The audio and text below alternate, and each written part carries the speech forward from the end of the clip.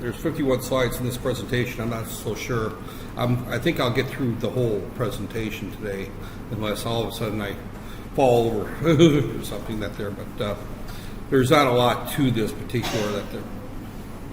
I have not looked into the PLC lab. I just found that there is one here, and tomorrow I'm going to be off campus most of the day. So this by this Thursday I won't have time to set up a PLC lab, but hopefully by next Tuesday we can meet in the PLC lab. That there, like I said, Thursday we meet in the afternoon class, right? Yeah, Thursday I think we meet 3 to 5. So I got a class from 8 to 10. So between classes on Thursday I should have time to get into the PLC lab and that there and see what type of PLCs they've got and what type of programming is there. My guess it's probably a PLC I've never used before, so I may need a couple hours in the lab in order to figure out how to do it, but we'll get there. And the folks that put the robots together, we're supposed to have a meeting sometime in the next week. They sent a couple of sample labs, and I looked at the sample labs that they sent, and I'm questioning whether the robots could do it. That there, and one of them had the matrix discussion on how to move that there, and it was actually a lab designed more around a Puma that they're trying to say that can be done with that there. So I don't have a lot of hopes in trying to get that done, but we'll see. All right, let's talk about PLCs. PLCs have been around for not that long, actually. You know, they don't really get into the history of the PLC that there, but the PLC has only been around since the late 1960s. Now that sounds like ancient history to everybody in this room, but I remember 1968, the year the PLCs came out. I don't remember PLCs in 1968. I was 12 years old, but it's definitely been in my lifetime that they've grown to be a very powerful tool in factory automation. And I've worked in factories that were pre-PLCs, and I've worked in the same factory after the PLCs were brought into place. So I've seen PLCs put into systems. I've worked with people that put PLCs in the factories. I have never set up a PLC factory line up there.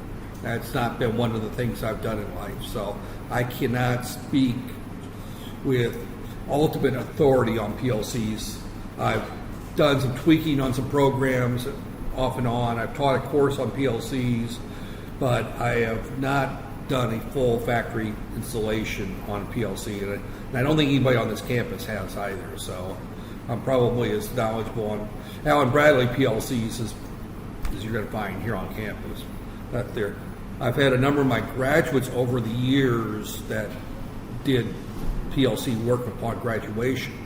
That there. So, okay, pre-PLCs, everything was hardwired and used relay logic right there, and timers to do that there. Hardwired panels are very confusing to wire, and trust me, if you opened up a hardware relay logic panel, you saw a rat's nest of wires. It was ugly, very, very ugly right there. And troubleshooting them and making changes was extremely painful in terms of time and sometimes damage equipment if you get it wrong right there. You know, a good PLC wire or a good wiring panel person would label all the wires and have them all nicely, neatly bundled. More often than not, they were just a rat's nest back there. Well, a small company called General Motors, and I mentioned General Motors before, came up with the idea of using computer controllers right there. So General Motors is the company that's responsible for developing the PLC. But they're solid state, they don't have mechanical relays, they're easy to modify input and output devices, that they're easily programmed, maintained by plant electricians, and they're industrial quality. Now, as we look at programming a PLC, it's unlike programming any other microprocessor or microcontroller. When they came out, they were designed for factory electricians to write the programs for them. Factory electricians think in terms of hard wires and relays and timers and things like that. So when we look at a PLC, it's not like a 8051 or 8085 or PIC microcontroller. Most of them have at the heart of them a microprocessor or a microcontroller, but you don't program that using an assembly language or C language. You use a different technique out there. So again, I just mentioned that they were introduced in the late 1960s. 68 is the year that I recall seeing various places out there. They're developed and designed to offer the same functionality as existing relay logic right there. They're programmable, reusable, and reliable. And but most PLCs are much more rugged than desktop or laptop computers. They're designed to be very rugged. They don't have hard drives. They have everything is stored in solid state memory. They have battery backup out there. Now, there's two ways of programming PLCs. This set of slides uses ladder logic, and ladder logic is what I know out there. That's the way I know how to do PLC programming. In Europe, they tend to use a different technique. I'm not familiar with that technique out there. There's a sample of it at the end of these slides, but ladder logic is what electricians always used when they were doing relay logic. They would have a big wiring diagram, and they would show here on this side, this is my hot side, this is my ground side, these are my various inputs in between, and my output is shown at the end of the run right there. So, and you'll see there in a few minutes what ladder logic looks like and how it works at there. So it's a specialized computer system used to control machines and processes. That there, again, it uses programmable memory to store instructions at there, and it does all kinds of things: counting, sequencing, arithmetic, data handling. They will also interface into computer systems and database factory automation systems, and along with inventory control systems. So, they work both sides of it right there. The advantages are simple right there. They're flexible. They have faster response time. They have less and simpler wiring because you don't have mechanical relays that you have to wire. It's all built into the PLC, the controller itself. So you don't have a lot of the pieces are missing that they're. A mechanical relay, they show a picture of that, is actually a magnet that you energize a core, it's electromagnet, and when you put a charge on, put a current through the coil, it pulls the switch down and opens the switch or closes the switch, depending whether it's a normally open or normally closed switch. Up there, you can have timers that will also close the switch and keep it switched for so many seconds that there, and then open the switch back up. Up there, these are all mechanical. And those have been replaced by solid-state power electronics within that there. There are sophisticated tool sets. We're not going to get into that in this class. They also have diagnostics. And believe it or not, you got all these advantages, and they end up being less expensive up there. So obviously about 99% of all relay logic has been replaced by PLCs in most factories. So when we look at factory automation, you're going to see PLCs more often than you are desktop computers when you're looking at a factory floor or mechanical relay logic. So PLCs, okay, I just went through that there. This is a typical drawing of something that would be hardwired. As you can see, we've got our three phases here. These are our mechanical relays right here.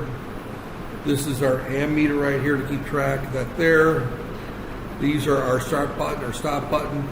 That there, all these various things. Now this is a ladder logic type drawing, but it's showing the external hardwire that there. So we've got a lot of things shown here externally, DC shunt for the ammeter. When I talk about ladder logic, this is a rug on a ladder logic right there. This is what they call one rung. You know, when you look at a ladder, when you step up the ladder, in English they refer to is a step on a ladder as a rung, R-U-N-G, and this is one rung on the ladder right there. Now, typically this is showing more than you would normally see it from a programming standpoint right there. This is more what you would typically see right there. This is a relatively short program right there. We have here a couple of an input. This is a limit switch, LS1, right there. When that is pressed, that's closed. That starts this timer off delay right there, and this is an enable right there. That is an output relay of some type. This is your disable right there. So you got two outputs, you can tie one or the other right there. And then we've also got other inputs right here. Again, these are our timers, T41, T41, T42. And see, again, what we're looking at here is this is normally closed. So when this timer is in operation, that will open. This one, it's normally open, so when that timer is active, this closes. This is motor 1, motor 2. I don't know what G is right there. R. These are various outputs right there. So this is what a normal rung looks like, is that we have the input, what controls the rung, and this is the output of the rung. And now these are wired up onto the controller. So any inputs are brought into the input modules, and the outputs come out of the output modules. So, and we have a whole series. This is kind of what one looks like, and there's some better pictures up there. But what we've got here is we've got a counter that some pulses going in through here, rotary controller that's on the speed. This is our cutter control. This particular one doesn't show any type of sensor to see when a piece of wood comes, but the idea is that this will move so far and then stop the line and cut a piece of wood right there. That's a relatively simple way of doing it right there. This is a relay. I mentioned before you would see what one looks like right there. So you've got, here's your coil. These are your two wires that energize the coil. When the coil is not energized, there's a wiring connection between the armature and the top contact. When the coil is energized, there's an electrical connection between the bottom contact. So the same relay can be used as either normally open or normally closed. This one here is, if I hook it up to the top, it's normally closed. If I hook it up to the bottom contact, it's normally open right there. So when we say normally open, that means when we don't energize it, it's turned off. When it's normally closed means when we energize it, we turn it off. That there. So this guideline, I do not know where this author gets the 6 control relays. It's generally, he says, if an application requires more than 6 control relays, it's usually cheaper to install a PLC. I have to assume that probably comes from experience that there. So that's kind of and I can't verify whether that 6 is accurate or not. I don't know if it is or not. But generally, if you're getting up to 6 relays, your program and your wiring is going to get complex enough that a PLC is much easier. And PLCs are not that expensive if you go with the low end. You're talking about $400 or $500 USD for one. Now these relays tend to be a little cheaper if you're talking 2 or 3. But again, the other advantage is that you can update it, you can change it, plus you can get input modules and control modules that will do some things that you can't do with mechanical relays. And I'm sorry, as I said, I'm not feeling real good. Up there. All right, up there. Again, one of the other advantages, and I mentioned this before, is that they can communicate with other PLCs in the system and computer systems. With General Motors, I've been to the General Motors truck plant there in Fort Wayne, where I used to live. That there, the truck plant there was one large building about the size of this campus. Right there, I mean, geographically, the building was the size of this campus. They didn't have any 6-story buildings. They had a 2-story office area. Then the actual plant was about 3 acres, 4 acres in size. It was a big, big building back there. And, they made pickup trucks there with V8 engines in it and large cabs. So each truck was pretty large. And they had whole walls of PLCs up in the control room back there. And they had computer systems they could take a PLC offline, update a new program on it. They could see the status of every sensor, every input, every output in the plant back there. So the entire factory was controlled from one room. It was about the size of this room, actually, but there was one room that would control the entire plant right there.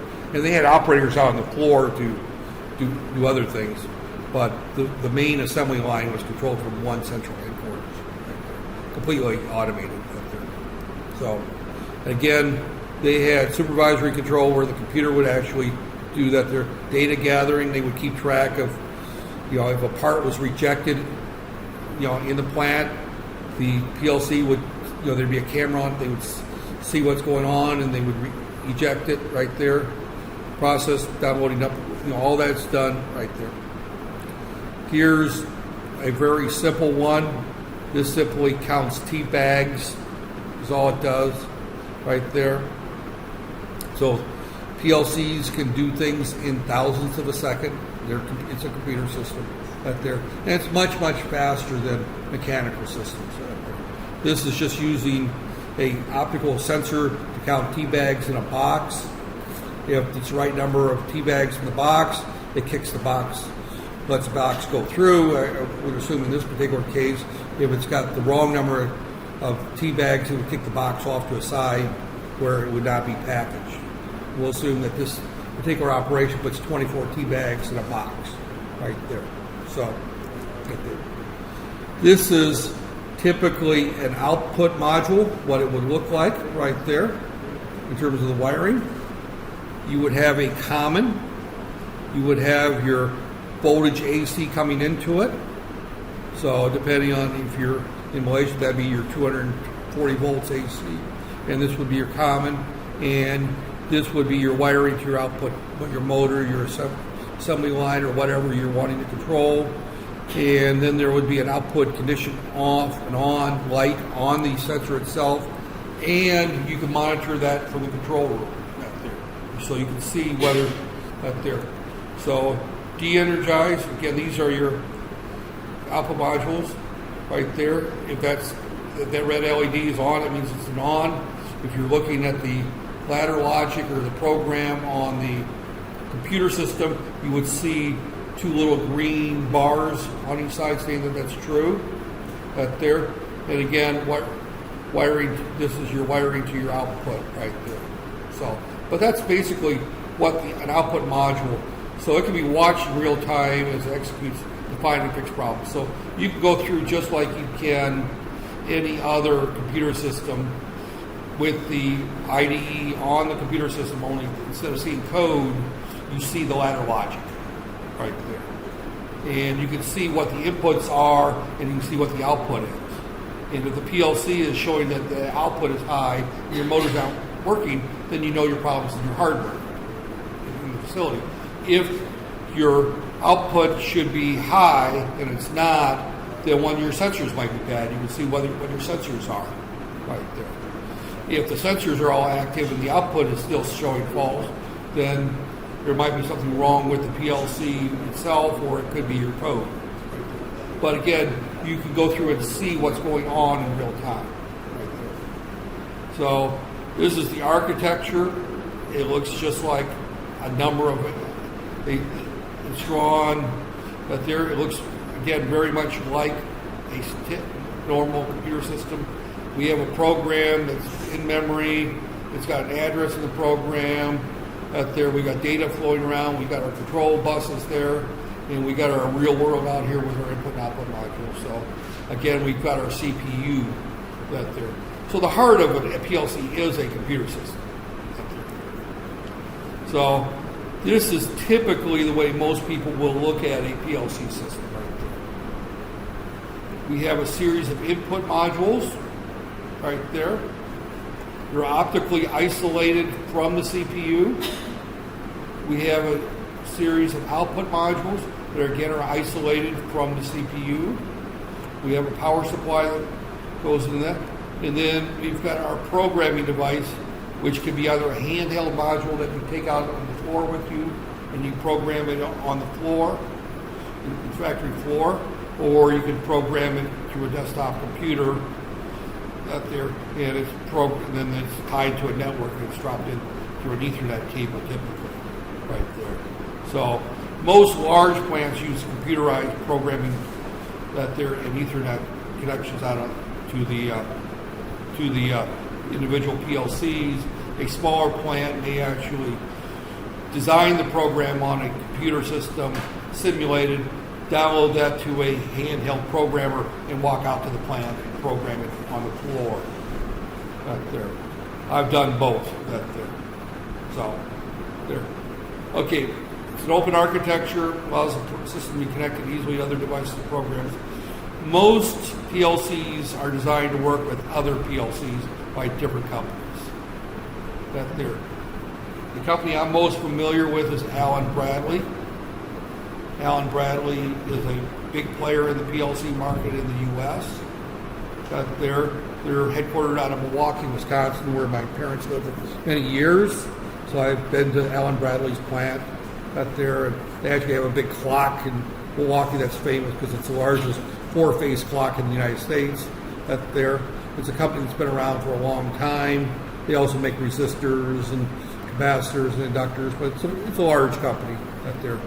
They're not so common in Asia and Europe.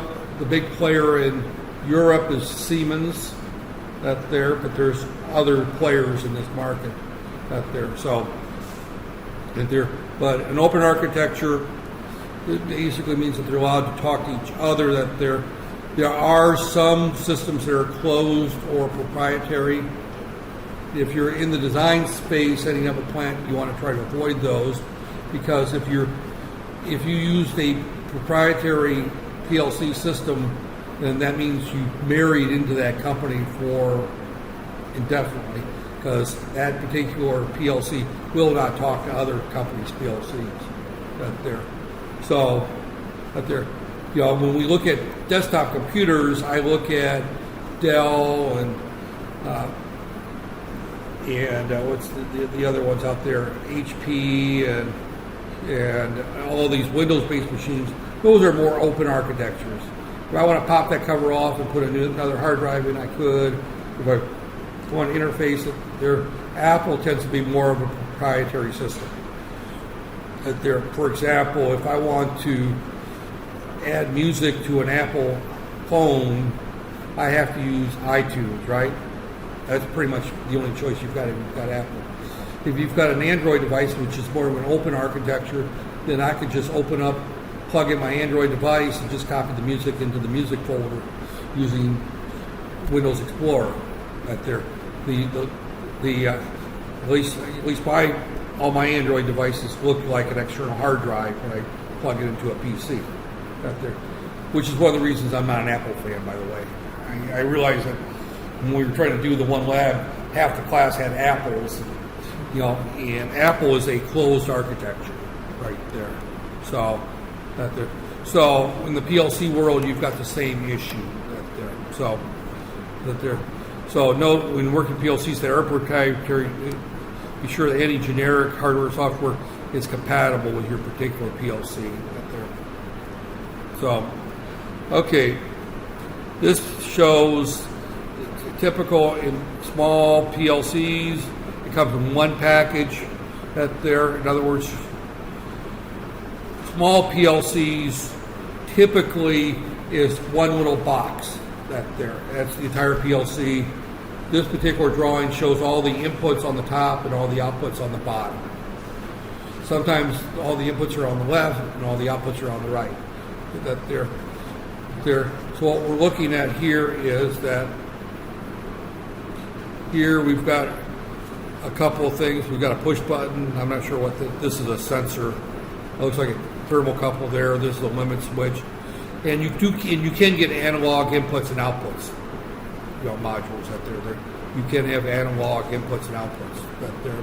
So this happens to be a cylinder. This happens to be a valve. This happens to be a power, a light of some type right there.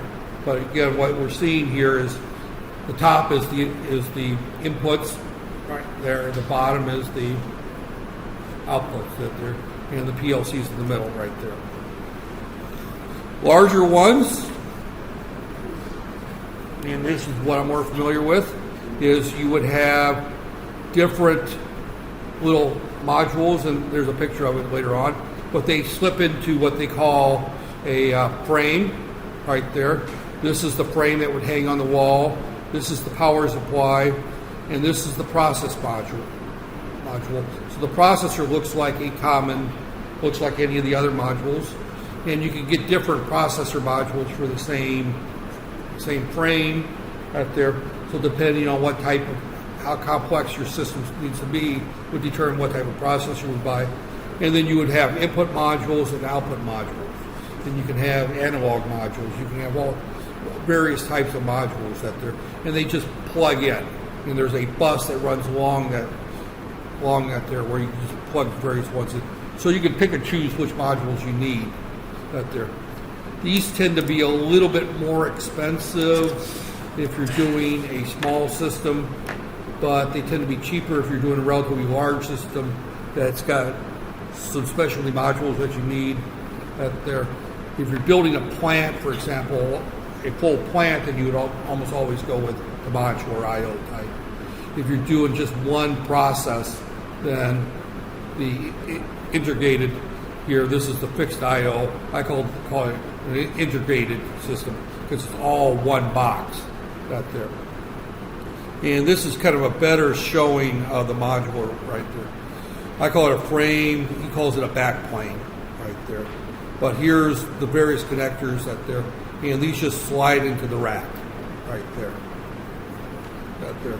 So very, very common. And you can see here, this is the power supply. This is probably the processor, and this is most likely an input module. Looking at the number of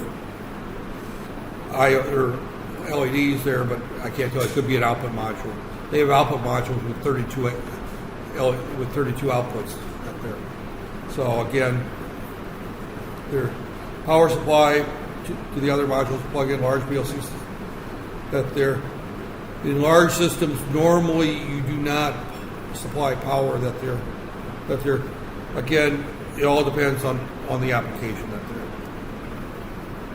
they're. And this is actually a photograph of a older PLC right there. That's the processor module right there. So again, it's designed so there. So this all these connect through here, and this tells the outputs, reads the input. So this is like your motherboard on your PC right there. This is the brains of it, and these are all the outputs. The I/O systems, again, what they're showing here is you open this up right here, and here's the wiring where you connect to it right there. And hopefully we can get it next week into the PLC. So you can see, like I said, even if I don't know how to program it, it would be worth at least looking at them right there. So again, we're looking here at an input module forms the interface by which are controlled, that their field and real world are used external that there. So again, this is a push button. This is a normally open push button, a normally closed push button, a couple of normally open relays or limit switches there, and this just is the relay contacts, push button limit switches, analog there. So you can have selectors where you can turn and have a number between 1 and 16 right there. So you must be the copy person. He supplies copies to everybody, huh? The output module, again, same type of thing here. These are a solenoid, a motor, motor starters, solenoid valves, indicator lights, LEDs. Again, the key thing here is that there is isolation between the inputs and the processor and the outputs right there. programming device. Typically, if you buy an Allen Bradley PLC, they will give you a DVD or a website to download the software to communicate. The last ones I actually used RS-232 serial buses to interface directly into it, which is kind of a pain in the neck since RS-232 is somewhat limited on laptop computers today. So I had to use a USB to RS-232, but it was an older PLCs. I mean, our university that I was at before, we had full labs of PLCs, but they were typically older ones that were donated by industry, so we used a lot of hand-me-downs. We had some nice PLCs, but they were hand-me-downs, so they were probably 10 years old. So although I should say that the PLC world is not like the desktop computer world, most people don't replace them very often because of the cost, and they're durable. They last almost forever. So I mentioned the handheld unit. The handheld unit they're compact and expensive. However, you normally can only see like one rung at a time on the display. You can't see the entire process or the entire factory or the assembly line or whatever. You can only see one rung at a time. And I could not imagine doing a very large program with a handheld unit. The only thing I've ever used one for is just to go out to the plant before they had the Ethernet connections. You would do the program, do the testing in the office or the lab, and then you would download it to the programming device, and you go out to the plant, plug it in, and test it. I've seen engineers that will do troubleshooting with this. They would go through, because typically if you're troubleshooting, only one rung or two is causing you the problem. It's not the entire program. So again, used on factory for troubleshooting, modifying, transferring programs. Again, that's exactly what I said I used it for. I didn't even read this next slide, but sometimes you use it to program small PLCs. I've never seen an engineer program a PLC using a handheld unit. I've only seen them use them for transferring programs and troubleshooting. So these are the various programming languages out there. Here, I am only familiar with the ladder diagram. That's the only one I've ever used. Right there. The instruction list is very similar to the ladder diagram, only it's in text form. This is a sequential flow chart, which I've never seen anybody use that. Textual languages, which are more common in Europe, that they start to look like computer programs So, since the heart of PLCs was the automobile industry and factory automation, which were typically set up by electricians and not engineers. Electricians don't like computer programming, just like most power electrical engineers don't like computer programming. Since this is a electrical engineering / power program, most of the students here don't like computer programming, right? I've discovered that there. So most people in the U.S. at least have not gone into the textual languages. It's not very, unlike the digital design that used to use Karnoff maps and schematic entry type thing to program, do digital design. Almost all digital designers that do anything at all size have gone to textual languages. The PLC world in the U.S. at least has not gone that way. They've stuck with the ladder diagram way of doing it. Is there an advantage of one over the other?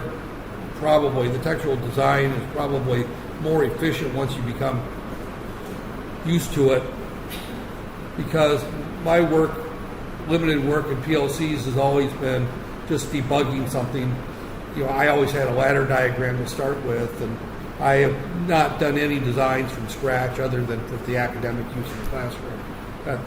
So I've only worked with the ladder diagram. That's the only thing I've ever worked with up there, because I start with that, and that's usually I just stay in that world up there.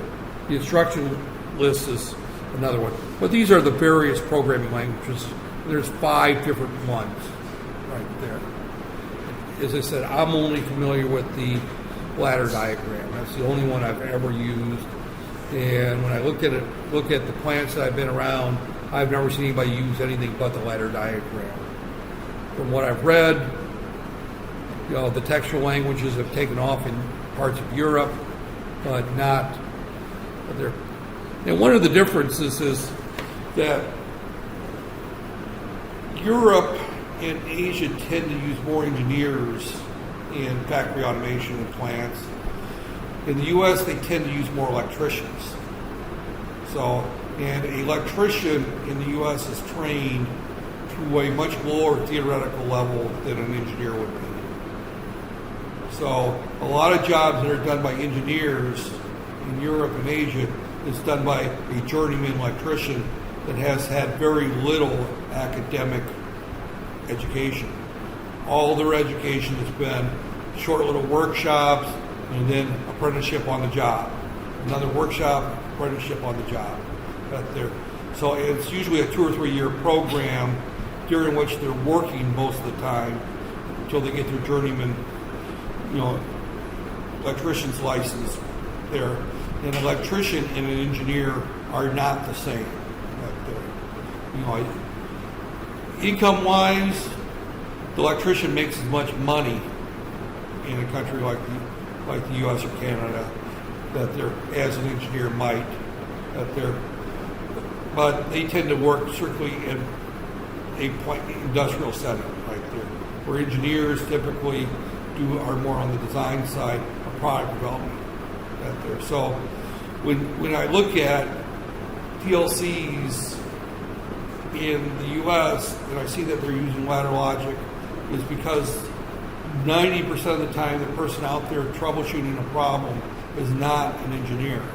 It's going to be an electrician. Electricians are much more in tune with ladder diagrams and wiring tables than they are looking at software. So when I look around this room, I would think that most of you would probably be more comfortable with a ladder logic description than a textual description. Right there. But that doesn't mean that's what's going to be used at a particular factory. Right there. So there. Some examples here. This is a mixer stirs the liquid in a vat when the temperature and the pressure reach preset levels. You have a push button control right there. So we've got a temperature sensor here and a pressure sensor, and we have a relatively simple one here. This is a US diagram because it says 120 volts there instead of 240 right there. But these essentially they're just 2 switches in series. Now I can say if A and B equals 1, then motor right there. But we've got here, we also have a push button where we can go, where we can ignore the switches and just push the button. So it's A or B, A and B or C right there. I could write this as a digital equation right there. And then I have a overload relay here that looks to see whether or not there's too much current drawn by the motor. If there is, then it opens it up right there. So, but this is the starter coil for the motor right there. But that's all. But this is what a very simple ladder would look like right there. Quite often, you'll have them where they would have a relay that you would energize, and then the relay would also go in parallel right there, and you'd have a stop right there. So, again, here's how you would wire it up. You have 3 inputs that you're using: pressure, temperature, and the manual push button right there. And here is your output right there. And again, what we're looking at here is you have a triac this is inside the module right there. This is high, that allows us to right there. this goes down to my line 2, which is my ground line right there, my common. So this is line 1, and then my line 2 is over here. That's my common right there. So, right there. And that's a relatively simple concept of what PLCs do right there. So, this is, again, this is another way of showing it. This looks actually more like what I would normally see right there. You've got 2 normally open switches right there. They're wired to the pressure switch and temperature sense, and another normally open, which is a push button. Now this particular, right there. So these represent instructions right there. The numbers represent the address. So this is an input, line 1, 2, 3, output 1, right there. So those represent how this is wired up to the input and output modules right there. Right there. So again, each, depending on the PLC, and we won't get into that there, it's the same thing. So you enter the program, you place the program, you enter the instructions using the program there, and then you put it in run and it runs. That's all there is to it. As I mentioned before, you could plug it into this particular one. This is a Slick 500 right there, which is, by the way, that's what we had at our school, was a Slick 5. They call it a Slick, SLKC. They use abbreviated Slick. That's an Allen Bradley right there. It's got the RS-232 right here, and it's also got the Ethernet connection right there. So this is the CPU module right there. This is the control module we're showing right there. So, okay, during each operation, examines and sends the inputs and executes the program. Typically, it scans from the top rung down. It does one rung at a time. Right there. It's just like a standard desktop computer. These are not multitasking. They do it one rung at a time. A rung is the equivalent of a line of computer code. Right there. The scan time measures it, provides a measure of the speed, so you can tell how long it takes for it to go through one cycle. Right there. Typically, that's not a problem because these PLCs are quick in comparison, especially when you compare it to the old relay logic. So I'm not going to go through this particular. As I said, I'm going to go through all these slides because a lot of them are just repeats right there. Right there. So again, this is just explaining the operations, fairly straightforward. So modify. So if we want to modify this, we can change it right there. So again, this is here. What we're doing here is that this modification is we decided to put the push button only on the pressure switch, but the temperature sensor has to be up to temperature. I can't push the button and have the motor start if it's not up to temperature, but we can ignore the pressure right there. So this is just a simple change in the program. If we were using relays, we would have to go out and rewire the plant right there, or this process, because it's the PLC. All I have to do is move a couple of lines on the computer screen, and the change has been done right there. And again, I don't know if any of you had me for digital class out there. I don't think Dr. Lilly's teaching FPGAs so much, but if you look at FPGAs, for example, that's a field programmable gate array that they're versus using TTL logic with individual chips that they're, again, you can go in there and you can change the circuit in an FPGA by changing a few things on the computer screen, and you download the new configuration to the chip, and you don't have to rewire the circuit that there. When you're doing standard TTL parts, you'd have to redesign the circuit board right there. You'd have to rewire the entire circuit. And if it was a printed circuit board, that would be quite expensive. It's the same concept. We've taken all this programming and all this wiring, we've reduced it to programming within the PLC, so you can make changes in the process or the design or the code, that they're without changing the wiring out in the plant. So again, That just changes it there. So PLCs versus personal computers, right there. You know, this is just the standard. Oh, this particular author is actually out of New Zealand, right there. Operates in an industrial environment, programmed in relay logic there. So New Zealand must use ladder logic too then, right there. Has no keyboard CD that there. Has all the communication ports that there. So some manufacturers have software interfaces so a PC can do the work of PLCs. I've seen that done. National Instruments has a series of cards that they sell. We actually had a lab set up with National Instruments. It's not really recommended because computers on the factory floor don't last long. I'm sorry to say, but factory floors tend to be dusty, dirty, that they're, and you've got any kind of fans in there that they're going to get clogged up. Most of the time when I see a computer on a factory floor, they typically have about a 6-month lifespan. They just don't hold up very well. PLCs will last for decades on a factory floor. They're designed for that operation. And this one here is not a Allen Bradley. That's a different one. I don't recognize that brand right there. I can't see it there, but regardless, but you can see the same basic concept and what they're doing. Oh. But you can see there's the power supply, there's the CPU module, there's the input modules, there's the output modules. Typically, most people will put the input modules on the left and the output modules on the right.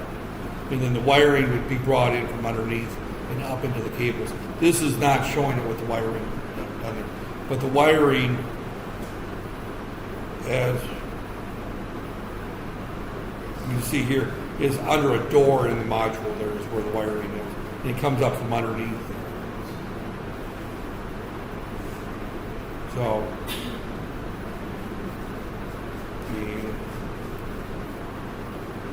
right there. And same basic architecture. Actually, again, they look completely different. PC-based control systems that they're, again, PC-based, got a wrong there.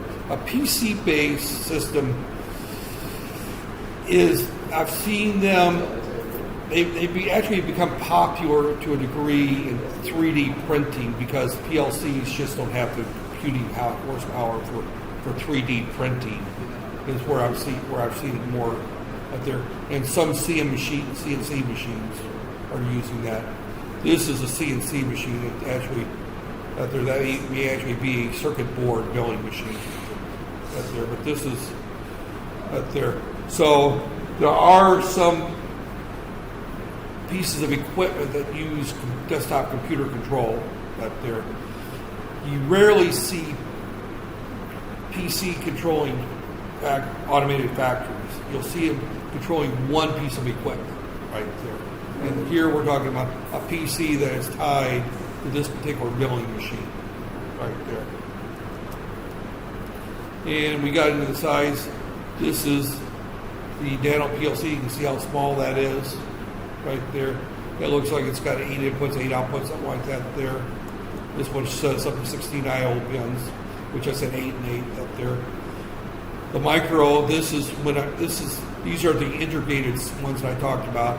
This is just one box you buy. This has got